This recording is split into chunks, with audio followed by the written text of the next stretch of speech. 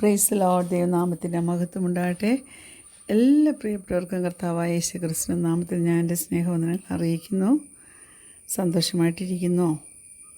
സമാധാനത്തോടെ ആയിരിക്കുന്നോ? സ്വസ്ഥതയോടെ ആയിരിക്കുന്നോ? Are you relaxed? അല്പനേരത്തെ ചിന്തയ്ക്കായിട്ട് നമുക്ക് മത്തായിയുടെ സുവിശേഷം 6-ാം അധ്യായം അതിൻ്റെ 30-ാം വാക്യം ഒന്ന് നോക്കാം. ഇന്നുള്ളതും നാളെ അടുപ്പിലിടുന്നതുമായ വയലിലെ പുല്ലിനെ ദൈവം ഇങ്ങനെ ചമയിക്കുന്നുവെങ്കിൽ അല്പവിശ്വാസികളെ നിങ്ങളെ എത്ര അധികം. ഇങ്ങനെ ചമയിക്കുന്നു എന്ന് വെച്ചാൽ ഓരോ പുഷ്പങ്ങളും എടുത്ത് നോക്കിക്കേ, എത്ര ഭംഗിയായിട്ടാണ് അതിൻ്റെ കളർ കോമ്പിനേഷനും അതിൻ്റെ പെറ്റൽസിൻ്റെ ഷേപ്പും എല്ലാം ദൈവം ചെയ്തിരിക്കുന്നത്. ഭംഗി മാത്രം അല്ലേ? അതുകൊണ്ട് കർത്താവിന് നമ്മളോട് പറയാനുള്ളത്, നീ ഇങ്ങനെ ചിന്തിച്ച് കൂട്ടി വഴിയടിച്ച് കൂട്ടുന്നതിനെക്കുറിച്ച് പറയാനുള്ളത്, stop it. Yes, he tells us to stop it. നമ്മുടെ വിശ്വാസം ആടുന്ന വിശ്വാസമാണ്. ദൈവത്തിലുള്ള നമ്മുടെ ആശ്രയം ഏറ്റവും ലോ ആണെന്നാണ് നമുക്ക് വറി വരുമ്പം കാണുന്ന കാര്യം. കുലുങ്ങുന്ന വിശ്വാസം, ഉറപ്പില്ലാത്ത വിശ്വാസം, അതിൻ്റെ മെയിൻ ഇൻഡിക്കേറ്റർ വറി തന്നെയാണ്. ഞാനോ നിങ്ങളോ വറി അടിക്കുമ്പോൾ നമ്മൾ സോവറിൻ കൺട്രോള് നമ്മുടെ ദൈവത്തിന് സകല വിഷയത്തിൻ്റെ മേലും ഉണ്ടെങ്കിലും നമ്മൾ അവനെ ആശ്രയിക്കുന്നില്ല, വിഷയം അവനെ ഏൽപ്പിക്കുന്നില്ല എന്നല്ലേ അതിൻ്റെ അർത്ഥം. Yet we all still do it, don't we? Praise God. ഈ വറിയെ നാം ഓവർകം ചെയ്തേ പറ്റൂ. ആ സൈക്കിൾ ബ്രേക്ക് ചെയ്യണം. എന്നിട്ട് what you have to do is you exchange worry for peace. സമാധാനമല്ലേ നമുക്ക് വേണ്ടത്. ജീവിതത്തിൽ സ്ട്രഗിൾസ് ഉണ്ട്. ആ സ്ട്രഗിൾസൊക്കെ ഇമോഷണൽ സ്ട്രോങ് ഹോൾസായിട്ട് മാറും. എന്നിട്ട് നിന്നെ അത് അടിമയായിട്ട് പിടിച്ചു വെക്കും. എന്നിട്ട് യേശുവിനെ പൂർണ്ണ ഹൃദയത്തോടെ സേവിക്കുന്നതിൽ നിന്നും ദൈവത്തെ എക്സ്പീരിയൻസ് ചെയ്യുന്നതിൽ നിന്നും കർത്താവ് നമുക്ക് വേണ്ടി പ്രോമിസ് ചെയ്തിട്ടുള്ള ആ അബൻഡൻ്റ് ലൈഫ് അത് എക്സ്പീരിയൻസ് ചെയ്യാൻ സാധിക്കാതെ കൊണ്ടും നമ്മെ ആക്കുക. ഏറ്റവും വലിയ ഡാമേജിങ് സ്ട്രോങ് ഹോൾഡാണ് വറി. അത് ഏത് ഏജിൽ വേണമെങ്കിലും വന്ന് നമ്മെ പിടിക്കാം. ഏത് ഏജിൽ അത് നമ്മെ പിടിച്ചാലും ഒരു കാര്യം, അത് നമ്മളെ പിന്നെ മുന്നോട്ട് വിടത്തില്ല. ദൈവത്തിലേ, ഈ വറി നിൻ്റെ ജീവിതത്തിലെ ഒരു സ്ട്രോങ് ഹോൾഡായി തീരുമ്പോൾ ഓർത്തുകൊള്ളണേ, നീ ദൈവദിനത്തിലേക്കും ദൈവത്തിങ്കിലേക്കും തിരിയണം. നമ്മളൊക്കെ പലവിധമായ വിഷയങ്ങൾ ഓർത്താണ് വറി ചെയ്യുന്നത്. ആൾക്കാർ നമ്മെക്കുറിച്ച് എന്ത് ചെയ്യും, അവരെന്ത് ചിന്തിക്കും, നമ്മൾ ഫിറ്റാണെന്ന് അവർക്ക് തോന്നത്തില്ലായിരിക്കും, നമ്മൾ ആരോഗ്യമുള്ളവരാണോ, നമുക്കെന്നെ ആവശ്യത്തിന് പണമില്ലേ. കുഞ്ഞെ, if you are prone to worry, there is no limit to the possibilities to worry about. എന്തിനെക്കുറിച്ച് വേണേലും നിനക്ക് വറി അടിക്കാം, അതിനൊരു ലിമിറ്റുമില്ല. പക്ഷേ പല വിധത്തിൽ ആൾക്കാർ ആ വറിയുമായിട്ടൊന്ന് കോപ്പപ്പ് ചെയ്യുവാനായിട്ട് നോക്കും. ചിലരതങ്ങ് വിഴുങ്ങും. വേണ്ട, പോണ്ടില്ല, പോട്ടാന്ന് വെക്കും. ചിലർ പോയി ഷോപ്പിങ്ങിലേക്ക് അങ്ങ് പോകും. ഷോപ്പ് ഹോളിക്കായിട്ട് മാറും. എന്തിനാ? അവിടെ ചിന്തയൊന്ന് ഡിസ്ട്രാക്ട് ചെയ്ത് ഈ വറിയെ ഒന്ന് കളയുവാൻ. എന്നാൽ ചിലരെന്നെ അടുക്കും, നേരത്തെ കിടന്നങ്ങ് ഉറങ്ങിയേക്കാം, ഉച്ചയ്ക്കും കിടന്നങ്ങ് ഉറങ്ങിയേക്കാം, ഈ വറിയൊന്നും വന്ന് തന്നെ അലട്ടത്തില്ലല്ലോ എന്ന് വിചാരിച്ച് സമയത്തെ മിസ്യൂസ് ചെയ്യും. പക്ഷേ ഈ റെമഡീസ് ഒന്നും വർക്ക് ചെയ്യാൻ പോകുന്നില്ല. നീ ഒന്നുകൂടെ പാനിക്ക് ആകത്തേ ഉള്ളൂ. മത്തായിയുടെ സുവിശേഷം 6-ാം അധ്യായത്തിൻ്റെ 25, 31, 34 ഇങ്ങനെ നമ്മൾ നോക്കുമ്പോൾ 3 പ്രാവശ്യം ആ ഭാഗത്ത് തന്നെ യേശു കർത്താവ് പറഞ്ഞിട്ടുണ്ട്, do not worry.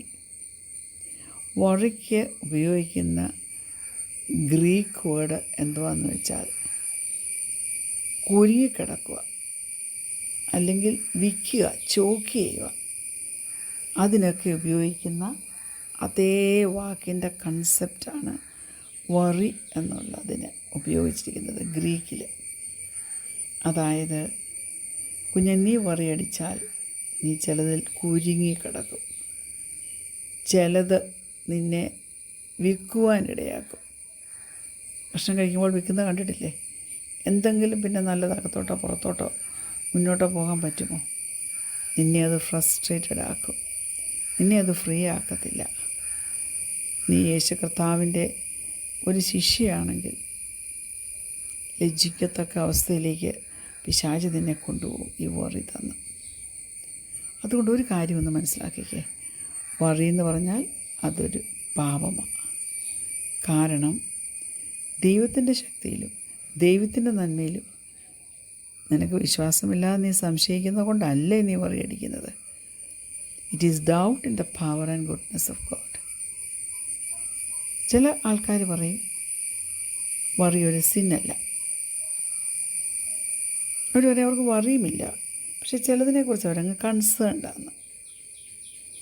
How do you distinguish concern from worry? Concern എന്ന് പറഞ്ഞാൽ നീ നിൻ്റെ ഫീലിങ്സ്, നിൻ്റെ ആ തോട്ട്സ്, അതിൻ്റെ കൺട്രോളിൽ നീ ആയിരിക്കും, അത്രയേ ഉള്ളൂ. ഞാനൊരു കാര്യം പറയട്ടെ, a legitimate worry is when the matter controls your thoughts, actions and emotions. യേശു അതുകൊണ്ടാണ് പറഞ്ഞത്, മത്തായിയുടെ സുവിശേഷം 6-ാം അധ്യായം 25 മുതൽ 26 വരെയുള്ള വാക്യത്തിൽ പല കാര്യം ദൈവമക്കളെ നിങ്ങൾ കാണുന്നില്ലേ? എത്ര പ്രാവശ്യം ഇത് കേട്ടാലും വായിച്ചാലും പഠിച്ചാലും ഈ വറി എന്നുള്ളൊരു സംഗതിയിൽ നിന്ന് ഫ്രീ ആകുവാൻ ഇന്ന് അനേകർക്ക് കഴിയുന്നില്ല, പ്രത്യേകിച്ച് ദൈവവിശ്വാസികളെന്ന് അഭിമാനിക്കുന്നവർക്ക്.